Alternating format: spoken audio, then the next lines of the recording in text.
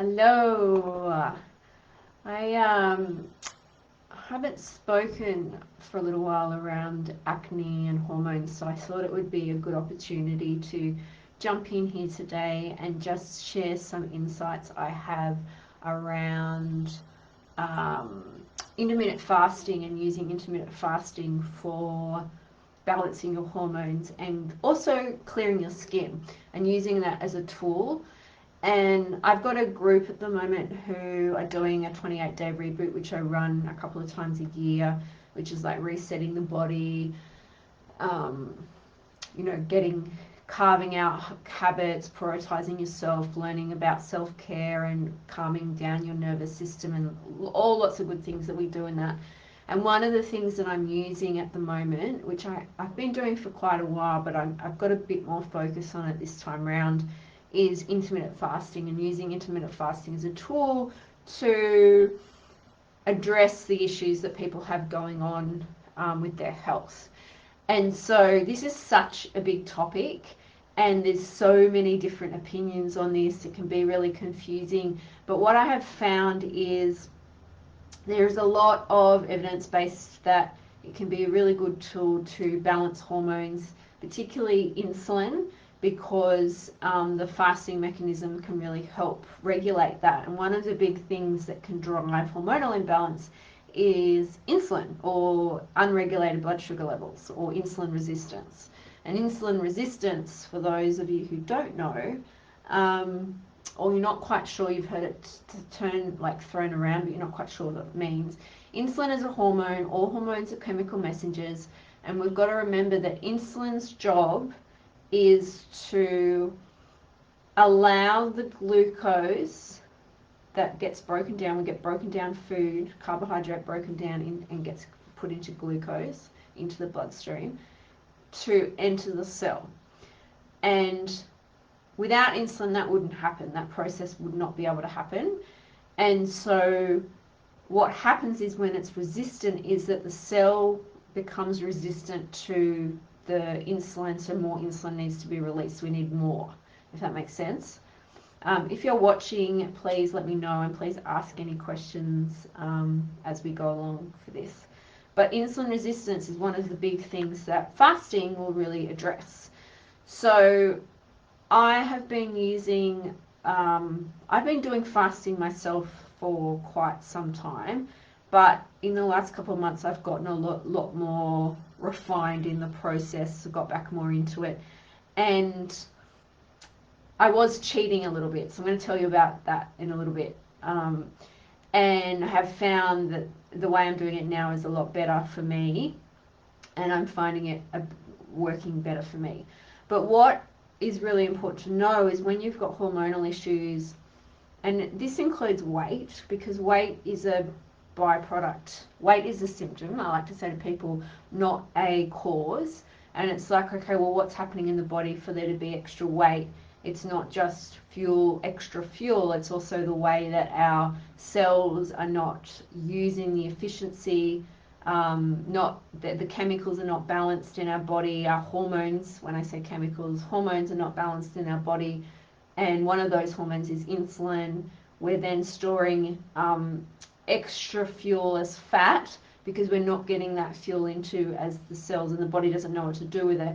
And then there's this cycle where we then get hungry and starving because we're not getting the fuel that we need, as well as the way that the energy is made in each and every cell of our body is not as efficient as it could be. So there's lots of things going on, but what I have found and what I've noticed is that it can be a really awesome tool to balance your hormones. That caveat with that is, there's not one size fits all, and there's not just do this and this will work for you, particularly as women, because we as women are hormonal beings. So are men, but their hormones are much more regular and the same on a day-to-day basis, whereas we fluctuate depending on where we are in our cycle. So we have different hormones. We have progesterone, and we ovulate, and there's different hormones at different stages of our cycle. designed, really just to, if we do fall pregnant or not, and whether our body needs to hold a baby. So that whole process then is influenced by that. And if the hormones are out of whack through that process, that can also affect how we respond to fasting, as well as, in part of that hormonal picture is also the thyroid and what's going on with the thyroid. But there is this, so there isn't going to be a clear-cut answer. But what I have found is that you can use intermittent fasting for it's a really awesome tool if done correctly, and if you find what's right for you, to clear your skin, to balance your hormones, to lose weight, to improve your sleep. There's a lot of different things it's used for, but it's got to be done in the right context for you and what's right for you. So I guess just to go back to the basics, when we're talking about fasting, like, fasting is really, really broad. Like, it can be anything from, there's religious fasting, there's fasting without food, going out without food for a certain amount of time, there's fasting without going with food and water for a certain period of time, there's fasting from other things. So when I'm talking about this context, what I'm really talking about is fasting for a period of time without food, or without food and water. And when I say without food and water, that's usually when we're sleeping. But we naturally fast. So really, when they talk about intermittent fasting, it's not actually a different type of fast. It's just you're naturally actually extending the fast that we do on a day-to-day basis when we're sleeping out, so that our body can have the opportunity to do more work, which it can't do as efficiently when we're eating. So that is cleaning up cells, cleaning dead cells. Apoptosis is the process. There's also a lot of immune system functions that change when we're not eating and they will help regulate and clean up the cells. So it's giving our body a better opportunity. Hey, excuse me. This is the joy of life. I've got a dog to continue, and I've got a puppy living opposite me now. So, where was I? Yeah, so using that as a oh my god, I've completely lost my train of thought. Yeah, using fasting as, when I'm talking about fasting, I'm just talking about extending that fast for a period of time. So, and it really does also depend on what you want the outcome to be for fasting. So, in this context, I'm talking about skin, healing your acne, and balancing your hormonal issues, whether that be you have PMS, you have endometriosis, you may have fibroids, PCOS, PCS, a big one, other types of hormonal imbalances, pre-diabetes is a hormonal imbalance. Like, there's a lot of different thyroid conditions. So, and they're often linked, adrenal fatigue or exhaustion, and I use that word very loosely because I think it gets overused. It's actually a dysfunction. But this is all hormones, and hormones are chemical messengers. And so what this can be done, has the ability to do is regulate those pathways, because it's giving our body a time to rest and repair more than what we have been, and we're not overindulging as well. So again, it comes back to the outcome. Like, if you're someone who is like, I don't have weight to lose and I just want to balance my hormones, your approach might be a little bit different to someone who wants to lose a lot of weight. Your approach might be different if you're female versus if you're a man and you want a lot of weight to lose. It just depends on what the outcome is. But really, that's what we're talking about when we're talking about intermittent fasting, is it has this ability to regulate hormones, to balance insulin levels, due to the fact that we're not eating food and constantly getting that glucose spike, which has a knock-on effect. So what I have personally found is it has helped my skin quite a lot.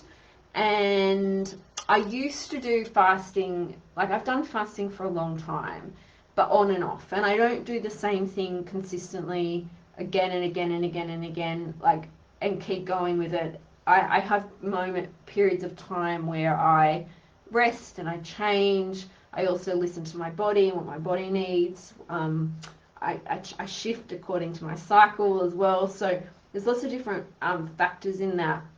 And I don't think it's good to stick at something like intermittent fasting and do it for a super long period of time without some rest, because there could be long going implications of that. But it also depends on how you do it. And so when I say how you do it, it's like, are you getting in enough nutrition when you're fasting and enough good quality nutrients? Because this is one of the big things that can throw people's hormones out, is if you start fasting and say you're doing a 16-hour fast and then you're eating in an 8-hour window, but you're not getting in enough nutrients, you're not getting in enough carbohydrates, good fats, omega-3s, enough protein, and you're not getting in enough micronutrition, you're going to eventually hit a wall, and you're going to start to feel crap, and it's actually going to have the potential to F you up. So making sure that when you're doing it properly and you're getting in enough good quality nutrition. So there's the balance. And so that then comes to, if you're doing it to balance your hormones and address your skin issues and your hormonal issues, your cycle, regulate your cycle, or, get hormones back into balance. That might be a bit different if you also have the goal on top of that to lose weight.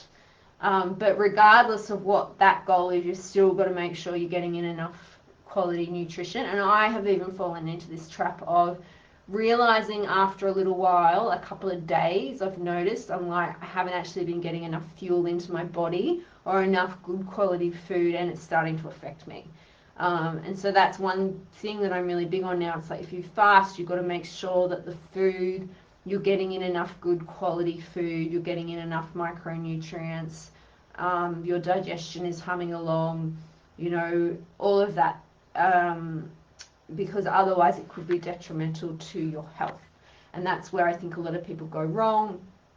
There's a lot of people that will also say, I tread very lightly with people who have a thyroid condition, or I wouldn't be doing a huge amount of intermittent fasting with people who are trying to fall pregnant.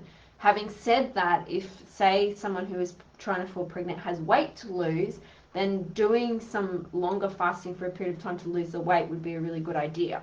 So you've got to look at it on an individual basis. So it's really hard to give a clear-cut answer, but what I have found for me is when I was fasting, I used to do a bit of a cheat where I would fast for 14 hours, and then I would have a cacao drink or a bulletproof coffee when I first started fasting, which has fats in it, and then that would be able to push it out a bit longer. First of all, the coffee and me aren't, like, we don't get along, like, amazingly, and second of all, I'm much better with I'm much better with not having coffee in my life and using other things. So that is a big one for skin, because the thing with caffeine is it will drive up testosterone levels, as does insulin or blood sugar drives up testosterone. So anything that's going to cause a cortisol spike will drive, for people with skin issues like acne or PCOS, will cause testosterone to go up higher, because it's the cortisol. And what happens is when we have skin issue, like, acne and breakouts, is that the testosterone will cause, basically, you get more, your cortisol goes up, then testosterone gets made in the top layers of your skin, which then causes more oil to be made from the sebaceous gland, and then there's more infection. There's a higher turnover of cells, and then we get dead skin cells and oil, and they mix, and then they get infected in the hair follicle. That's basically what it is. And so when you're talking about like cystic acne and stuff like that, it's very driven by that as well. And so what we want to do is do everything we can to reduce the things that are driving that process. and that's cortisol, so stress. It's anything that will drive cortisol up, so blood sugar, caffeine, um, yeah, and stress, and anything else that I can't think of off the top of my head. And then regulating blood sugar levels so that we can then making sure that we're not perpetuating that process. So using fasting has been, but what I was doing was I was cheating. So I was doing like a cheating. I said cheating. I don't think it was serving me as well as it could have been. And I was doing, say, a 14-hour fast and then having the cacao and then pushing it out. What I have found for me is now I don't do this every day. I do it probably 5 days a week. I'll do a 16-hour fast at the moment. And I find having my breakfast, my dinner a bit earlier. So yesterday, for example, I had actually had a late lunch and then I skipped dinner. And then I had my cacao drink at about 8 o'clock. So it actually ended up being a 17.5-hour fast. I got my timing wrong and realized. And I feel pretty good. I feel really good. I'm not going to do that all the time because I know for me that will burn me out if I do that. But I know there's benefits for me doing that a couple of days a week. As a bare minimum, I always try and have a 12 or 13-hour window fast. So I'm like sleeping and not eating anything for 12 hours. I try and do that as my absolute bare ass minimum. And if you've never fasted before, and this is what I've got people doing in the group, you might want to start, that's what I recommend you start with, is going, okay, I'm just going to have nothing but water for 12 hours and see how I go. And then go to 13 and then see how you go. And then maybe a couple of times a week, you'll push it out to 14 hours. And so the way that that looks could be for different for people depending on what your schedule's like, depending on whether you're more of a, you prefer to be, you're more hungry earlier parts of the day or you prefer to eat later. If you're eating later, you want to make sure you're not eating too close to bed. But you might want to do what I did and have an earlier dinner and then, you know, you have your breakfast, or you have an earlier dinner and you push your breakfast out a little bit. There's lots of experimenting. The other thing you can do, which isn't probably as effective but it would still be good, is maybe you have a really big lunch and then you fast through the day and then you have a really big dinner. A really decent sized dinner might be lighter in food. In terms of food that could be digested, because you're going to go to bed, and make sure it's, you know, plenty of time, a couple of hours before you go to bed, ideally. And you've got to play around with it. So there's never going to be, and it depends on your schedule, it depends what you do, it depends when you're exercising, there's lots of different varying factors. But what I have found for me is, since I've been doing it the last couple of months, I have noticed my skin has gotten a lot better. Just in terms of like even blackheads. So for me, where I was, I guess in the last year or so, is if I was having a little breakout, it was probably because I was getting congested, and sometimes I would pick the blackheads and then they'd turn into an infection. So my the blackheads in that, since I've been fasting, have been a lot better. And I just feel like my digestion feels a lot better. I feel like really much more cognitively better. But I've also got to respect my cycle and understand that, you know, during my winter, which is my period, I'm going to have a little bit more, I'm going to be a bit more lower in energy. Maybe fasting for a longer period of time during then isn't going to be as helpful. Same as leading into my period. But I just have to see how I feel. Like I might get a little bit more hungry leading into my period and might need a little extra fuel. So a little bit more good quality carbohydrate, like things like sweet potato and other root vegetables, to actually make sure I'm fueling myself, even if I am doing that 16-hour window. So it is a really awesome tool. I think it's a big, long conversation, but you can use it. I guess the other caveat with this is you've got to be really conscious as well of what the stories are and what your tendencies are. You know, like if you have had a previous eating disorder, or you tend to have this dysfunctional emotional relationship with food, which a lot of people do, just become very conscious of the temptation to lean into eating less and depriving yourself, and where the motivation behind that is, and are you doing it from a place of shame and self-hate because you want to beat your body into, for example, losing weight, because you just don't like loving, you love yourself. You just look in the mirror and you really don't like yourself. You don't like what you see, and you have shame around that. And if you do, you've got to be conscious about when you're doing it. Are you doing it from a place to punish yourself, or are you doing it because, no, I actually value myself enough to look after my body, and when I am going to eat, I'm going to make sure I get in enough food, I'm going to make sure I get in enough nutrients, and I'm going to nourish my body. And the nourishment also comes from the conversations that you have with yourself through this process. And I think that is an ongoing, so there's got to be consciousness around that, and knowing what your limits are, and knowing what is going to push you or into what's going to be a slippery slope for you. And if you're not sure about it, I recommend that you talk about it with someone. Really becoming more conscious of what those darkness elements of you are, and what's driving that. And so, yeah, got to make sure you got enough food in, and really making sure you're conscious of what you're aware of about, where you're coming from and what place you're doing it from, and doing what's right for you, and taking it slow and not doing it fast, and not judging yourself too. That's the other thing, not judging yourself for when you say you go, okay, I'm going to do a 16-hour fast today, and you only get to 13 hours and you're hungry. Well, maybe 16 hours is too much at the moment. What's your diet like also while you're eating? Is it super high in carbohydrate and refined processed foods full of sugar? Are you drinking lots of coffee? Because that's going to make a fast a lot harder. Are you drinking enough water? Are you getting enough sleep? Sleep's a big one. If you're exhausted, it will be a lot harder to fast. And if those are, yeah, I am, then yeah, like maybe you just, today isn't the day for you, and just not drop the judgment and go, okay, I've got to build this up. It takes time to get used to it. It's a process. We're also very, we have been in the past very connected to,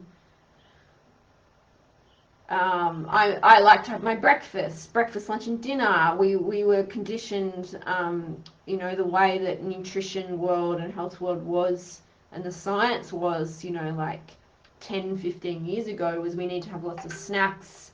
You need to have breakfast is the most important meal of the day, and that has shifted and changed. And there's also, letting go of that idea, and letting go of that story, and being adaptable, and being willing to go through the uncomfortableness as well, because there is going to be moments of uncomfortableness. So I hope you found that helpful. If you guys have any questions, please let me know. But I do really think it is an awesome tool to use for hormone balance, for skin especially. And yeah, it's such a good conversation. But let me know if you've got any questions. All right, I hope you have a beautiful day. Ciao.